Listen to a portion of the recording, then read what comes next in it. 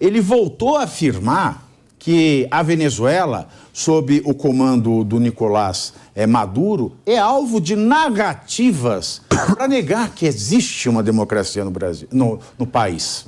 Você vê, olha os atos falhos. Lula afirmou ainda que desde Hugo Chávez comandou, olha o Chávez aí, acabei de falar do Chávez, apareceu o Chávez. Desde Hugo Chávez comandou a Venezuela, foi construída uma narrativa em que ele é comparado a um demônio. O presidente, se o estuprador não é um demônio, quem será, Luiz Inácio? Quem será? Quem será Deus para você, Luiz Inácio? O presidente do Brasil aproveitou para comparar a situação, citando que os processos contra ele na Operação Lava Jato também são parte de uma narrativa de demonização. Aí agora eu fico preocupado, Capês. Sim. Será que o Lula anda torturando alguém? Será que o Lula, quando foi presidente, prendeu jornalista? Eu fico me perguntando agora.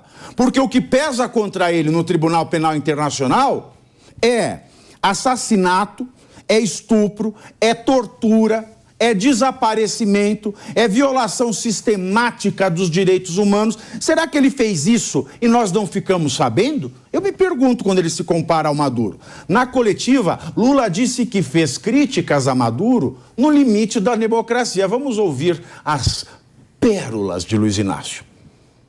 Maduro foi convidado e houve muito respeito com a participação do Maduro, inclusive com os companheiros que fizeram crítica, fazendo a crítica no limite da democracia, porque nessas reuniões ninguém é obrigado a concordar com ninguém.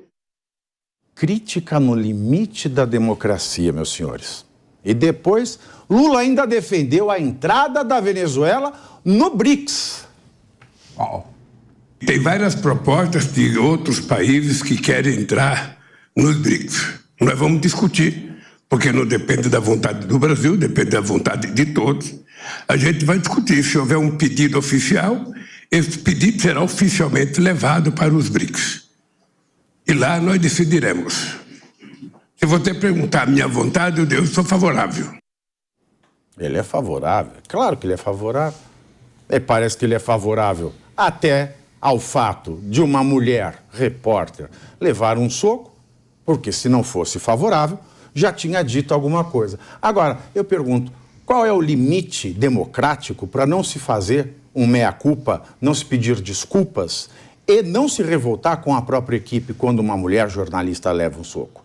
Bom, se o Lula não se indigna, parece que outros presidentes sim. Os presidentes do Chile, o Gabriel Boric, que é de centro-esquerda, e do Uruguai, Luiz Lacalle Pou, que é de centro-direita, reagiram ambos às declarações de Lula, que defendeu que o regime de Nicolás Maduro na Venezuela fosse uma democracia. Lacalle fez duras críticas ao brasileiro e ao venezuelano na presença de ambos. Vamos ouvir onde vai o limite democrático de Lacalle Pou.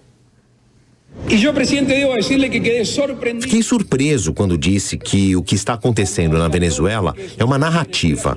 Já sabem o que pensamos quando o assunto é Venezuela e o governo da Venezuela.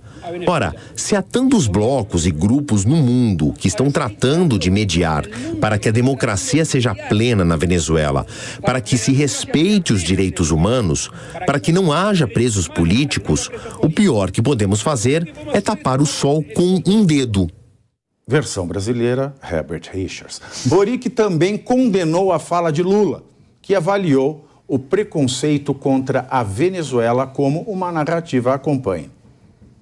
E aí eu me manifestei respeitosamente, pois tem uma diferença em relação ao que o senhor presidente Lula disse ontem, no sentido de que a situação dos direitos humanos na Venezuela era uma construção narrativa. Não é uma construção narrativa, é uma realidade. Eu tive a oportunidade de vê-la através de milhares de venezuelanos que vivem no Chile.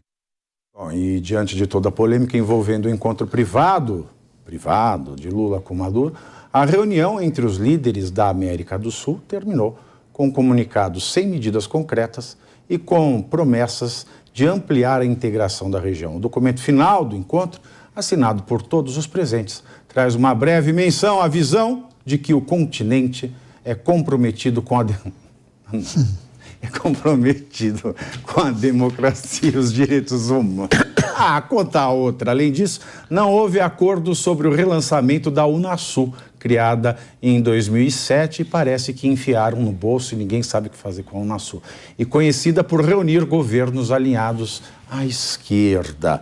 Bom, no mínimo, né, o Rodolfo, a gente vê aí as críticas, né? Querem pegar o Bolsonaro na curva porque ele se reuniu com os embaixadores para falar mal do Brasil, né? E o Lula agora, ele se reuniu com o ditador para vituperar os direitos humanos, né? Essa reunião que não deu em nada, desperdício de dinheiro público, desvio de finalidade. E aí? Você ficou feliz em saber que seu imposto está pagando esse convescote? Para quem não sabe, convescote é a palavra no vernáculo. Vernáculo é língua portuguesa para piquenique. Você gostou, né? E aí, eu bom, convescote. Para mim, mas você gostou, né, Capês? Gostei. Pavinado, eu vou pegar aqui metade do que eu entendi do que você falou, porque vai... se você não entendeu, eu já ligo pro Favari, ele faz um Herbert Richards aí. Ótimo, porque eu vou trazer de novo, tem que trazer pro chão, né, pro jiu-jitsu aqui, que é a minha praia. Bom, a visita desse camarada aí, desse cara do Maduro, é comparado com aquela visita que você recebe na sua casa de alguém que te deve muito dinheiro. Eu falei isso ontem, né, Felipe? Fala de novo, então. Ontem nós estávamos aqui no calor das emoções. Vocês brigaram? Não brigo, jamais. O Felipe é meu amigo, não vou brigar. E eu falei pro Felipe, fiz uma pergunta, eu falei, você receberia... Porque nós temos que brigar pela democracia, Rodolfo. Exatamente. Andando pela democracia. Aí eu perguntei pro Felipe na ocasião se ele receberia na sua casa alguém que está lhe devendo dinheiro. E não é pouco dinheiro, é muito dinheiro. Ele falou, claro que não. Então é mais ou menos essa comparação que ele faz.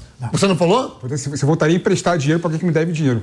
Vou te fazer essa pergunta então. Você não, eu sei que não. Vamos repetir. Eu sei que não. Você está com um processo na justiça aí que eu sei. Foi ele que falou, eu não quis falar isso ontem. Você que aguentou o negócio. Mas eu sei. Você emprestaria dinheiro para alguém que está te devendo? Não, mas receberia em caso que me deve dinheiro. Então, claro, lógico, até para poder receber. Até para poder receber. E isso tudo que a gente está falando aqui, vamos voltando aqui, fazendo um paralelo com o caso da jornalista que tomou um soco no peito. Minutos antes ela havia falado, fez essa pergunta para o Maduro. Quanto que a Venezuela deve para o Brasil, literalmente, e como é que você pretende pagar isso? Ele meteu o louco, fingiu que não entendeu a pergunta, o Lula traduziu em português. Desculpa, Pavinado. Não, você vai quebrar o meu Me perdoa, gente, falei aqui, bati aqui. Tudo bem, 18 Eu não tenho salário para pagar isso, já te falo. E minutos depois ela foi agredida. Mas essa é a pergunta que a gente quer fazer. Por que o Lula faz alianças com alguém que não paga, com alguém que não deu certo lá atrás, está dando dinheiro aqui? É ínfima a relação internacional que o Brasil tem com a Venezuela. Não dá para entender o que o Lula faz. Eu falei isso aqui ontem e eu repito agora para vocês. Até dá, né? Até dá para entender, mas são coisas impublicáveis que se diria sobre isso. Pois é, sobre a compreensão disso aí. Se a gente usufruísse do petróleo deles ou algo do tipo, mas não, é uma relação que não faz sentido. Uma relação pornográfica. Você sabe, meus queridos, que o Chávez, não é, ele foi eleito numa Venezuela que era mais rica que o Brasil. Era um dos países mais ricos, se não o mais rico da América Latina. Só em Caracas, Diego, tinha mais restaurante com estrela Michelin que Paris. A renda per capita em dólar era quase $1.000 superior à do Brasil, lá nos anos 90, quando o Chávez ele veio. E também, assim, não é que era um país bom, era lá uma, como é que se chama, gerontocracia, né? Tinha lá, geronte quer se referir a pessoas de mais idade, mais sêniores, né, mais sênior, para a gente não entrar aqui com etarismo, que hoje é tudo ismo, né? Então, a gerontocracia, que também não ligava muito para o povo. A renda per capita era alta, mas, sabe, tinha um abismo entre a grande maioria da população e esta renda. E coisa que acontece no Brasil até hoje. Aí o Chávez chegou, ele pegou um momento em que o petróleo valia muito, e o que ele fez? Ele começou a fazer benesses para a população. Então o povo tem uma lembrança positiva do Chávez, tanto que no começo desse ano foi feita uma pesquisa lá na Venezuela, né? E esta pesquisa, uma pesquisa autorizada, é claro, mostrou que as pessoas, se tivesse uma eleição, as pessoas queriam votar no Chaves. Isso, no Chaves. Olha isso. Elas queriam votar no Chaves. Por quê? Porque tem esta memória afetiva. Porque ele chegou, ele pegou e começou a fazer tudo o que ele fez. Mas aí, ele morreu no meio do caminho. E aí herdou o vice, Nicolás Maduro. Mas o Nicolás Maduro só herdou a bomba, todo o esquema que ele começou a fazer, todo o desmonte que ele começou a fazer. Chegou na hora de pagar a conta. Aí você veja, de que adianta? As pessoas não conseguem ter a percepção de quem colocou o país nessa situação foi o Hugo Chávez. Foi o Hugo Chávez que levou. Mas por que eu tô dizendo tudo isso? Para mostrar que nem mesmo os venezuelanos que sofrem com essa ditadura saberiam evitar um novo ditador. E isso é muito preocupante. Exatamente, Pavinato. É extremamente preocupante. E você falou, eu não me recordo o número que você disse agora da renda per capita, era de $1.000? Era de mais de 4 mil. A diferença era de $1.000. A Venezuela tinha uma renda per capita de quase $5 mil. O Brasil quase, 3 mil. É um pouquinho mais de 3 mil. E hoje, por exemplo, o Brasil tem uma renda per capita de mais de $9 mil e a Venezuela menos de 3 mil. Porque o que o Lula chama hoje de narrativa é 90% da população venezuelana vivendo na pobreza. 50% da população venezuelana vivendo com $8 por mês, passando fome e roendo o osso. É isso que ele chama de narrativa. E o que me intriga muito, mas me intriga muito mesmo, são as críticas do pessoal de esquerda que ele disse dentro dos limites democráticos. Ora, você precisa só ter o segundo neurônio para fazer uma sinapse, para imaginar, para vislumbrar que isso é o Lula, sendo o Lula que ele sempre foi. O Lula não seria, só porque foi eleito presidente agora, iluminado pelo raio da democracia e passar a defender Nicolás Maduro, Hugo Chávez, Ortega, quem ele historicamente sempre chamou de companheiro. Então, é demais esperar que o Lula tivesse dispensado um tratamento distinto ao Nicolás Maduro na visita dele aqui no Brasil. Porque é isso, o que o Lula quer hoje é o que você bem colocou aqui. Eu acho que hoje ele não busca mais, ele não tem mais um projeto de país. E a nossa situação do Brasil hoje mostra muito bem isso. Eu acho que o que o Lula busca hoje é ser justamente esse Hugo Chávez dessa nova geração. É ser lembrado como a grande liderança mundial da esquerda dessa era. E com isso o brasileiro vai acabar sofrendo. Porque o custo da ideologia, como você bem colocou aqui, Pavinato, é o povo sangrando na próxima geração. E nós aqui no Brasil vamos ter esse resultado de forma muito mais rápida, porque o Hugo Chávez, ele veio de um momento econômico muito bom, assim como o Lula, no seu primeiro governo, também veio de um momento econômico muito bom, tanto mundial quanto em virtude das boas práticas econômicas do governo FHC. Hoje nós não estamos vindo desse bom momento, nós estamos vindo de uma crise econômica mundial diante da pandemia, das nossas finanças públicas extremamente fragilizadas. Então aqui, esse resultado de miserabilidade tende a chegar muito mais rápido. E eu não quero ser aqui um profeta do apocalipse, mas infelizmente, ao que parece, o Brasil está na cara de uma das maiores crises econômicas da sua história. São 15h05, senhores. E, Felipe, parece que a coisa não vai acabar por aí. Teve o Maduro, Maduro que é um ditador. Teve esta pasteurização, e até a própria imprensa oficial, que é a imprensa de base, consorciada, não conseguiu defender.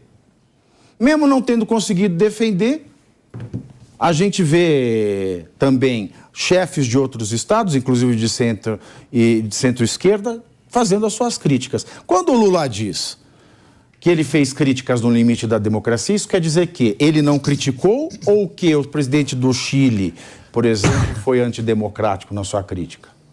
Não, ele quis dizer que houve crítica ao governo Maduro, à Venezuela, e houve críticas que foram recebidas de forma democrática, sem conflito, sem brigar, sem dedo na cara, sem tapa, sem briga. Só com soco. O que foi... Só contra a imprensa. Agora, Pavinato, uma coisa que eu acho importantíssimo é separar exatamente a situação. Primeiro, é um absurdo o Brasil receber o Nicolás Maduro da forma que recebeu, aplaudindo. É um absurdo o Lula virar para a imprensa e para o mundo e falar que o que acontece na Venezuela é uma narrativa. Não é uma narrativa. A Venezuela vive um momento muito ruim, vive realmente uma ditadura. E eu sempre coloquei aqui que eu acho impressionante, eu acho errado, como que o PT e a esquerda tradicional têm uma dificuldade de apontar o dedo para países ditatoriais de esquerda e falar que o governo é ditatorial, sim, que o governo é autoritário. O PT e o Lula têm essa dificuldade. E isso foi muito bem apontado por dois representantes da esquerda na América Latina, o Boric, presidente do Chile, e o Petro, presidente da Colômbia, né, que falaram que é um absurdo virar as costas para a Venezuela, alegando uma suposta narrativa. Isso é um absurdo, isso está errado, né? Agora, o que está certo e que eu tenho que aplaudir é que a gente tem que realmente se reaproximar da Venezuela. A gente não vai resolver o problema do povo da Venezuela, que é um povo sofrido, virando as costas, esquecendo o diálogo. Pelo contrário, o mundo todo... Mas está tendo diálogo nesse sentido? O mundo todo... Não estou vendo diálogo nesse sentido. Ano que vem tem eleição na Venezuela. O Brasil pode se colocar como um país e um player importante para ajudar a fiscalização na Venezuela, por exemplo. Isso só vai acontecer se o Brasil tiver boa relação com a Venezuela. Aí o Maduro vai deixar... Não, mas espera aí, a OEA... Aí o Maduro falou. O principal opositor do Maduro, Felipe, o Guaidó, ele está hoje nos Estados Unidos. Ele não pode entrar na Venezuela, senão ele vai ser morto. O problema não é verdade. O problema é o seguinte, vamos lá, deixa eu falar... Não, deixa ele voltar lá, a hora que ele morrer vira verdade. Eu queria ouvir... O problema, historicamente, da Venezuela nas eleições é que a oposição da Venezuela sempre foi muito fragmentada. Né? Sempre foi fragmentada. Se você pegar os votos da oposição da Venezuela, comparar com os votos que o Maduro teve, você vai ver que praticamente chega ou supera o voto do Maduro. Então a Venezuela tem que ser inteligente, os opositores, a oposição da Venezuela, e fazer uma chapa única para combater o Maduro. Eu te falo uma coisa, Pavinato, eu sou muito a favor das instituições, inclusive na Venezuela. Se você pegar, por exemplo, a pesquisa que você falou, ela diz claramente que a reprovação do Maduro está crescendo ano após ano. E o povo da Venezuela não vê o Maduro mais como sucessor do Chávez. O Maduro está perdendo apoio popular, está se ruindo a estrutura institucional da Venezuela. Então é questão de tempo mesmo o Maduro cair. Agora, a questão de